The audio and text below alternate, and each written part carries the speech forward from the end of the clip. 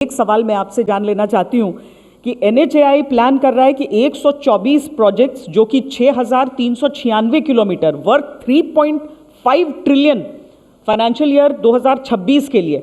अब पिछली बार से 2024 से अगर हम तुलना करें तो 1,300 किलोमीटर थे तब, 2,170 फाइनेंशियल ईयर 2025 के लिए।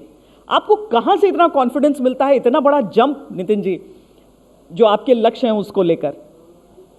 ये जम कुछ भी नहीं है। हमारे पास बहुत पैसे है, पैसे की कमी नहीं है। हम 15,000 किलोमीटर बनाए तो भी पैसे की कमी नहीं। देखो, रोड बनाने के लिए सबसे पहली बात जरूरी है कि हमारे लिए हमारे पास रिसोर्सेज चाहिए।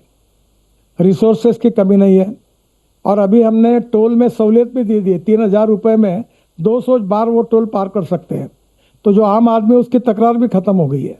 हमारा टोल का इनकम 55,000 करोड़ है। अब टोल नाके पर लाइन भी रहेगी नहीं। दूसरी बात यह है कि land acquisition, utility shifting, railway के क्लियरेंसेस, बाकी सब एनवायरनमेंट फॉरेस्ट के क्लियरेंसेस, इसका पीछे लगना पड़ता है।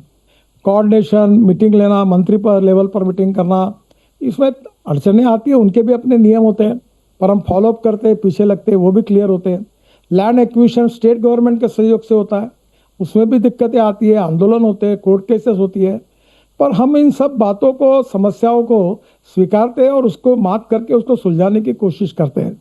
तो मुझे लगता है कि अभी जो नए नए टारगेट रखे हैं वो पूरा करने में कोई कठिनाई नहीं है।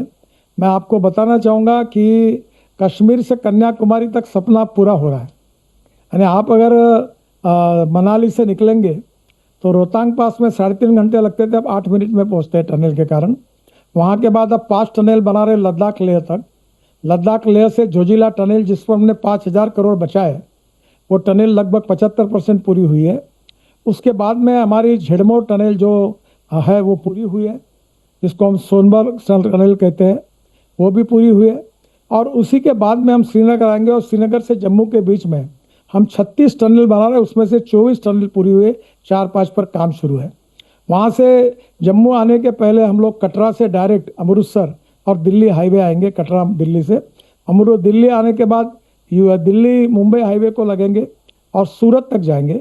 और सूरत से डायरेक्ट पलटकर हम लोग सूरत से नासिक, नासिक से अहमदनगर, अहमदनगर से सोलापुर, सोलापुर से कर्नूल, और कर्नूल से कन्याकुमारी, हैदराबाद, चेन्नई, बेंगलोर, कोचीन, त्रिवेंद्रम, पूरे हैदराबाद, पूरे साउथ में जाएंगे।